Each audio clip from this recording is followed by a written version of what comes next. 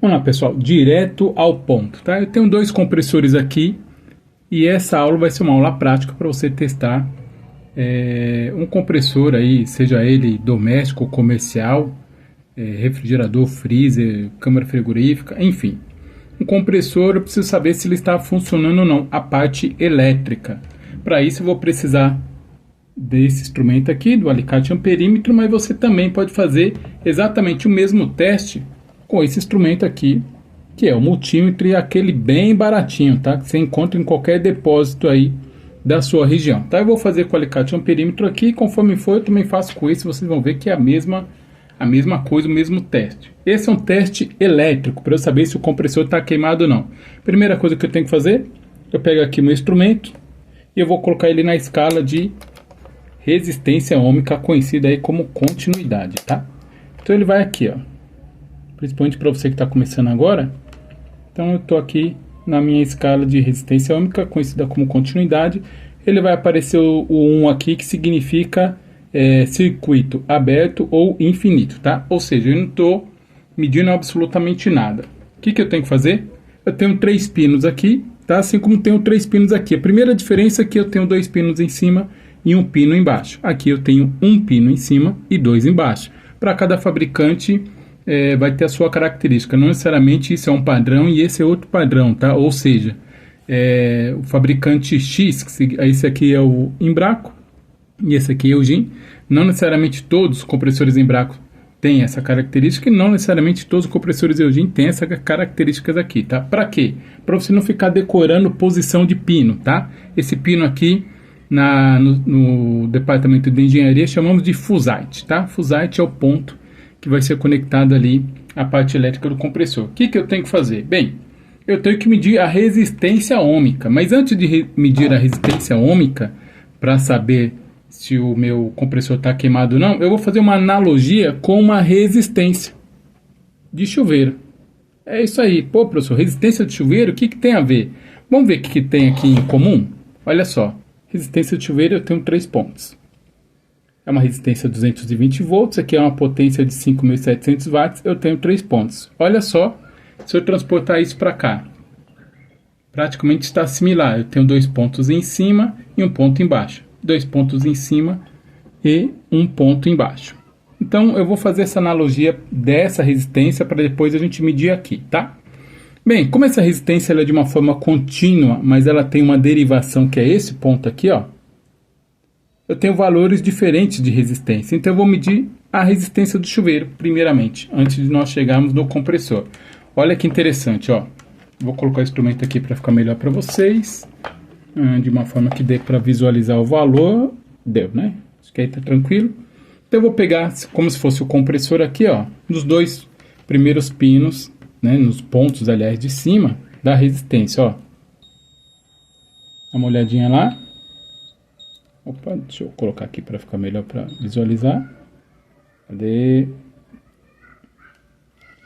É que a posição ela não favoreceu a mim. Eu quero fazer uma... Aí, agora sim.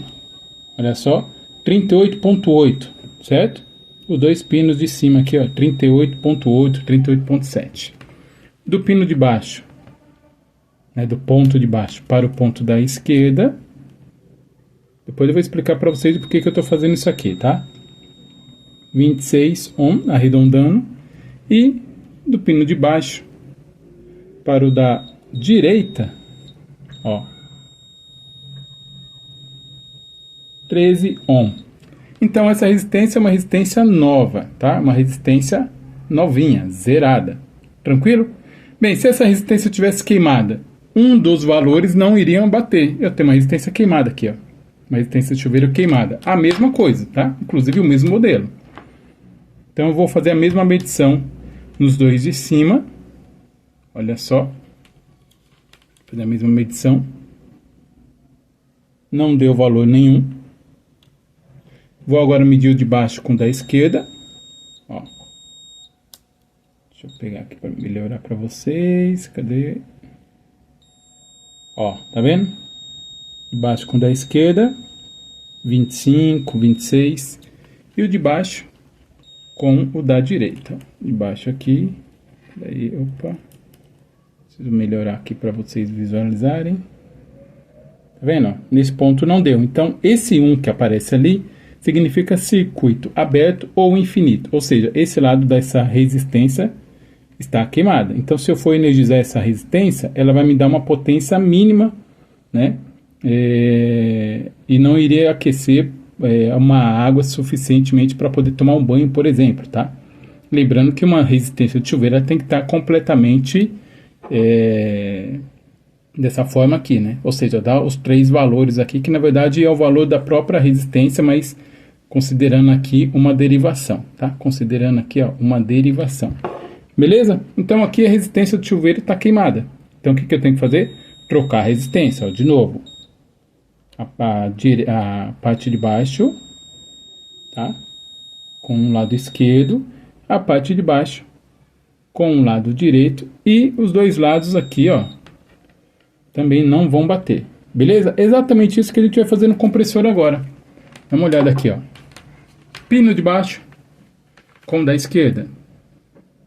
Ó, circuito aberto, tá? Continua o número 1 ali. Pino de baixo com o pino da direita. Opa.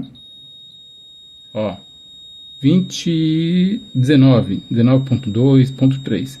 E agora os 2 pinos de cima. Também continua com circuito aberto ou infinito. O que isso significa? Que esse compressor está queimado. Apenas um lado da bobina, que seria o lado esquerdo, o lado direito, tá? E não dá para considerar se esse lado direito é o lado da bobina auxiliar ou a bobina de marcha, mas ele indica aqui que eu tenho um valor de resistência. Se eu for energizar esse compressor está queimado. Uma bobina está queimada, eu não consigo dizer se ela é auxiliar ou se ela é bobina de marcha, porque eu preciso ter os 3 valores, tá? Para fazer isso, para saber esses valores, é só você consultar o datasheet do compressor no site do fabricante. Beleza? Esse aqui é o compressor da Embraco, não deu. Agora vamos para um compressor da Eugene aqui. A única coisa que muda, o teste é o mesmo, não estou mudando nada aqui, só a posição do pino. Então eu vou pegar o pino de cima. Vamos ver aqui para melhorar para vocês, ó. Vou pegar o pino de cima com o da esquerda. Mas aí vai... deixa eu só melhorar aqui a visualização do instrumento, né? Que agora... Deixa eu ver se eu consigo pôr o instrumento aqui. Se ele não cair... Vamos lá. Pino de cima com o da esquerda. 12 ohms praticamente. Pino de cima com o da direita. Lembrando que isso aqui é um teste elétrico, tá, pessoal? 11 ohms. Pino de baixo com pino de baixo. 23.2, 23.3 ohms. Então, esse bobinado aqui, ele está funcionando. Ele não está queimado, porque ele apresenta, mesmo sendo dois valores de bobina, ele me apresenta 3 pontos de medição. Ok? E aí sim, aqui, ó, geralmente eu tenho aqui, ó, um valor de resistência em torno de, deixa eu melhorar aqui, 12 ohm. O outro lado eu tenho um valor de resistência de 11 ohm. E esse outro lado aqui eu tenho um valor de resistência de 22 ohm. Isso significa o quê? Que eu somando o lado esquerdo com o lado direito, eu tenho um ponto comum. Esse ponto é o ponto comum. Eu estou interligando uma bobina a outra. Por isso que eu chamo esse pino aqui de pino comum, tá? Então, somando esse valor de bobina com o valor da bobina da direita com o valor de bobina da esquerda, eu tenho a somatória total, tá? E aí sim, a partir do momento que você acha o ponto comum, aí vai me dar um valor aqui, ó, da esquerda vai me dar 12 ou 11. Cadê 11? Não, estava dando 12, né, alguma coisa? 12 ohm. E aqui 11 ohm, quase o mesmo valor, tá? Quase o mesmo valor. Bem, quem é o comum auxiliar e marcha? Na prática, geralmente, o valor que dá maior, depois que você acha o comum, o valor que apresenta maior é o auxiliar. E o valor que dá menor é a bobina de marcha. Mas isso não é uma regra, tá? Não é uma regra, porque dependendo do fabricante, esses valores mudam. O datasheet que vai dizer, até porque os valores aqui, ó, estão muito próximos, ó. 12.2, aqui estava dando 11 alguma coisa, foi para 12. Então depende muito do fabricante, tá? O ideal para você é achar o datasheet do fabricante. Além disso, você tem como fazer aí o teste de fuga de corrente, né? Compressor dando choque ou fuga, que nós chamamos também de fuga pela carcaça, que é você pegar um ponto desse aqui e colocar em qualquer outro ponto da carcaça do compressor. Ele não pode dar nenhum ponto de continuidade. Ó, vou pegar aqui no ponto 1 da tirada. Ó, ele não tem que apitar. Se ele apitar, ele está em massa, tá? Ou está aí com fuga de corrente, ó. Não deu, não deu e também não deu. Agora vamos ver esse outro aqui. Ó, coloca aqui no cobre. Opa, opa, ó. Deu. Aqui não apresentou nada. Opa, aqui apresentou. Então, além de estar com a bobina queimada, esse compressor ele está em curto, tá? Nós chamamos de em curto, ou compressor com fuga de corrente aí, ou compressor em massa, tá? Tem vários nomes aí para o mesmo defeito. Então, além dele não dar aqui, ó, além de não apresentar apenas esse lado da bobina, mas não deu os dois outros lados, ele também está em massa.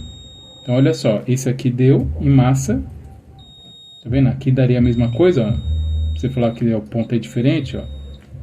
Então, esse compressor aí está condenado, tá? Além de estar queimado, ele está em curto com a carcaça. E aqui não, ó. Aqui, além dele dar os três valores, ele não está em massa. Então, esse compressor está bom e esse compressor está queimado com defeito.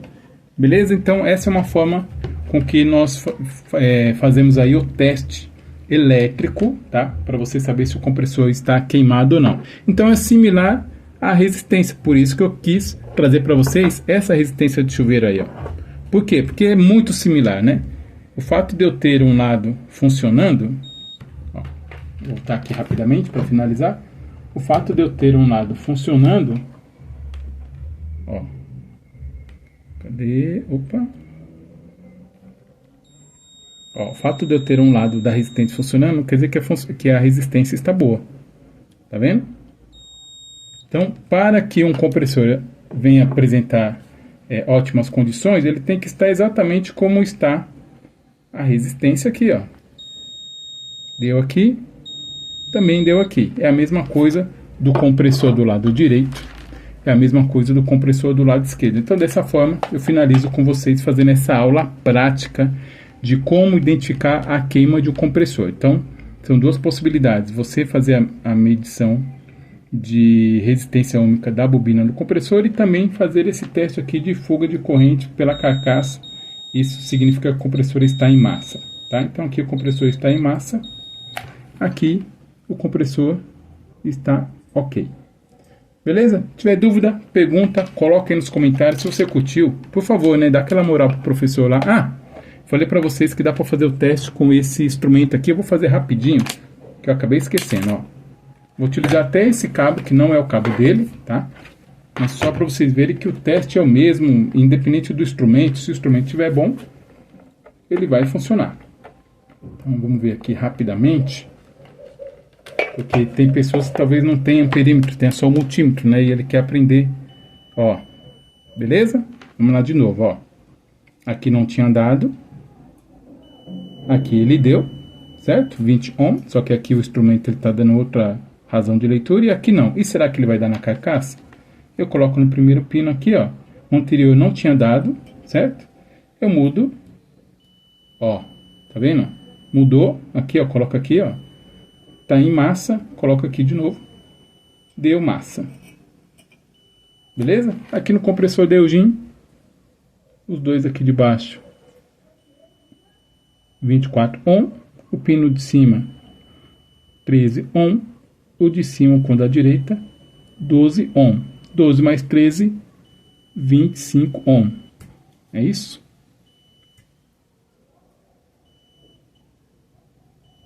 Cadê? Opa, vamos ver aqui, e aqui tá apresentando aí, ó, 26 ohm, tá? Então, dessa forma, nós finalizamos aí a nossa aula. Você pode fazer esse teste tanto com o multímetro, quanto com o alicate amperímetro, considerando sempre a escala de resistência ômica. Ok, pessoal? Nos vemos então na próxima aula. Um abraço, até mais. Valeu!